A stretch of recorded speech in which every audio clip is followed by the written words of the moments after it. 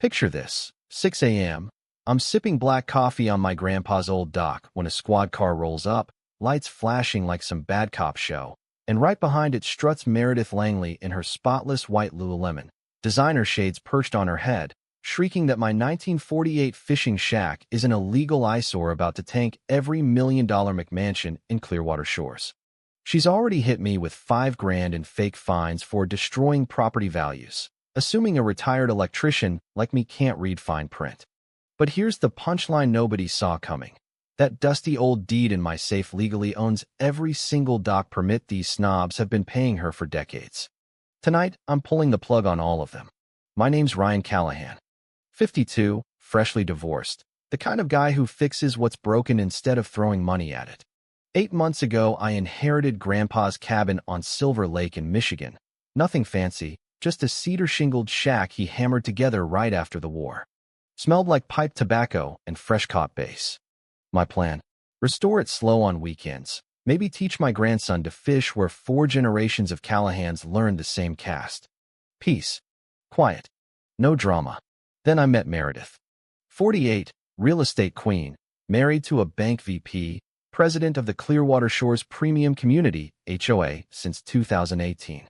She drove a white Mercedes that probably cost more than my entire retirement portfolio and wore that smile, the one that says, "Bless your heart," right before she files a complaint. First morning, I was out sanding dock planks, sun just kissing the water, when I heard her heels clicking like a countdown to war. "Welcome to the neighborhood, Mr. Callahan," she chirped, eyes already scanning my cabin like it was a crime scene. "I'm Meredith Langley, HOA president. I wanted to discuss bringing your little property up to community standards." The way she said little dripped like cheap syrup. I wiped sawdust on my jeans and smiled back. "Morning, ma'am. Beautiful day, isn't it?" "Oh, absolutely gorgeous," she said, then dropped the act. "However, your cabin doesn't meet our architectural guidelines. The siding is faded, the dock looks homemade, and frankly, it's dragging down everyone's property values. We have standards here." I pulled Grandpa's original 1947 building permit from my back pocket. I'd started carrying it after the neighbor stares got weird. "Everything's grandfathered, ma'am. Built before your HOA even existed." Her smile tightened like a noose. "That old relic doesn't belong anymore. You have 2 choices. Upgrade to our standards, or we'll find a way to remove it. This is a premium community, darling." Darling. She actually called me darling while threatening to bulldoze my family history. That's when I knew I was dealing with a professional Karen in Lululemon armor. People like Meredith count on you folding when they waive lawyers and fines and community standards like weapons. They never expect the quiet guy with a filing box full of 1940s paperwork to fight back. Grandpa taught me patience beats bluster every time. 3 days later, the county inspector showed up, clipboard in hand, looking like he'd already written the violation before he left his truck. Meredith trailed behind in her Mercedes, pretending she was just concerned. "Complaint about unpermitted structures," the inspector grunted. "HOA says your cabin violates lake setbacks." I let him walk around snapping pictures of my eyesore while I casually mentioned something I'd noticed during my morning coffee sessions. "While you're measuring, Inspector, you might want to check a few of those newer decks. Meredith's own patio juts 3 feet over the easement line. Nice wine and gossip spot she has there." The inspector's pen paused. He measured. Meredith's smile cracked like cheap porcelain. By afternoon, she had her own violation notice taped to that perfect Mercedes windshield.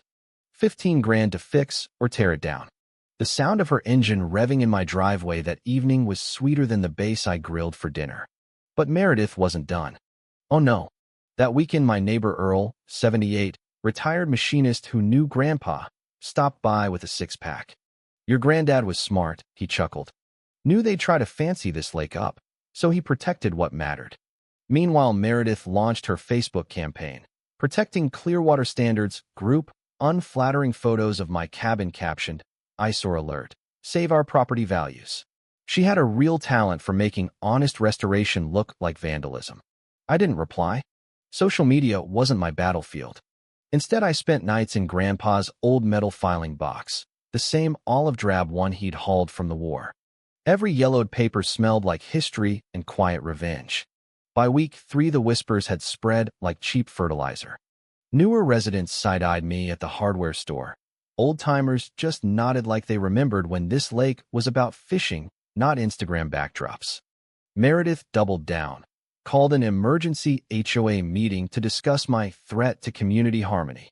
She even dragged her tennis buddy, the city councilman, to talk urgent enforcement.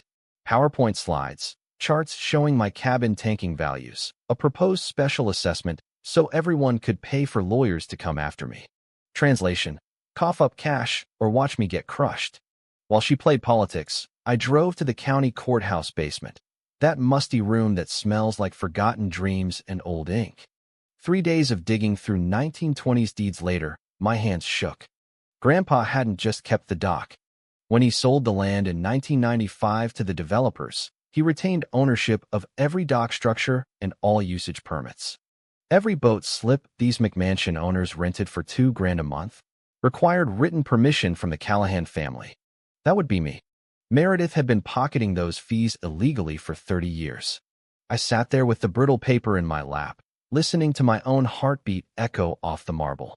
Nuclear option, disguised as yellowed legalese. But I'm not the guy who drops nukes on neighbors.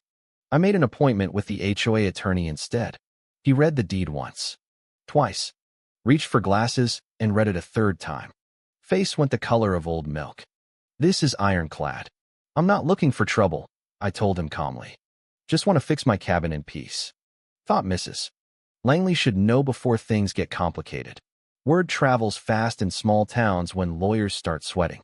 Earl stopped by that night grinning. Hardware store says Meredith tried to get you blacklisted from buying nails. Marina owner told me she's been claiming dock ownership for her insurance. Meredith's public denial was gold. Some dusty papers don't override modern law, she posted. Privately, sources said she was panicking about the financial hole.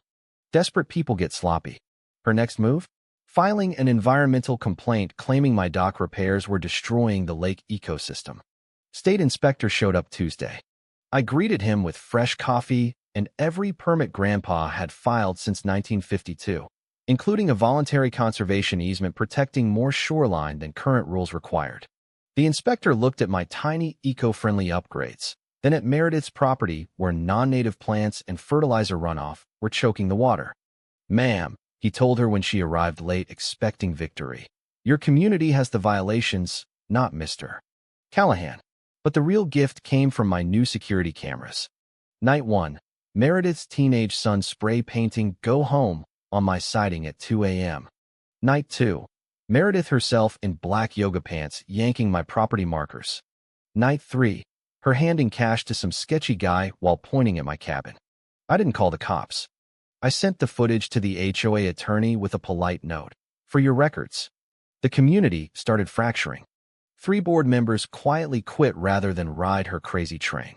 Old-timers remembered Grandpa's stories. Even the county inspector started rolling his eyes at her name on complaints. 17 false reports in 2 years, he muttered off record. We're flagging her. Meredith's desperation was beautiful in a tragic way, like watching a poodle try to fight a bear while wearing heels. She organized a community safety patrol to follow me while I fished. Posted next-door rants calling my cabin a meth lab disguised as nostalgia. Tried to get my boat launch privileges revoked by threatening the marina with a boycott. Through it all, I kept restoring. Each board I replaced, each screw I drove, felt like hammering another nail into her empire of nonsense. The smell of fresh cedar mixed with the taste of morning lake mist and the sound of loons laughing at her drama. Patience, Grandpa always said, is the ultimate power move. Her final meltdown was scheduled for the big community center meeting, resolving the cabin crisis once and for all. She invited press, council members, the works. Promised shocking revelations about my illegal occupation. I showed up with one manila folder and the calm of a man holding all the cards. The room was packed. Meredith took the podium in full battle armor, navy suit, perfect hair, PowerPoint locked and loaded. This eyesore threatens everything we've built. Property values. Standards. Tonight we vote to remove it. Charts. Photos angled to make my cabin look condemned. The crowd murmured agreement. Councilwoman Rodriguez finally asked, Mr. Callahan, care to respond? I walked up slow, opened the folder, pulled out the 1994 master agreement. Read the clause aloud. Morrison family retains perpetual ownership and approval authority over all lake access structures, docks, and permits. Dead silence. Then chaos. Meredith exploded. Those are fake. Arrest him. Security had to drag her out while she screamed about conspiracies and how people like him didn't belong. Her husband trailed behind, apologizing to everyone. The aftermath was poetry. Board accepted her resignation unanimously 3 days later. New president, retired teacher Margaret, issued a public apology. I signed permanent easements for every dock in exchange for zero harassment and her removal from any lake matters. The $200,000 in illegal fees she collected redirected to a new lake conservation fund. Meredith got hit with a $5,000 ethics fine for trying to bribe an inspector. Paid my attorney fees. House went on the market 6 months later. Last I heard, they moved 2 counties over. The first annual Grandpa Callahan Lake Cleanup Day drew 50 volunteers. We planted native shoreline, tested water quality, started a scholarship for local kids studying environmental science. Property values actually rose once the legal cloud lifted. The marina's business jumped 15%. Sometimes I sit on that dock at sunset, grandson casting his first line from the same planks, and I feel Grandpa nodding. Standing up didn't just save my cabin. It reminded everyone that bullies wearing community standards as a crown eventually trip over their own heels. The old-timers still stop by for coffee and stories. Earl loves telling how patience and paperwork beat designer athleisure every time. So tell me in the comments, was Ryan the villain for enforcing his legal rights, or was Meredith the real criminal for 30 years of HOA fraud? Who was truly wrong here?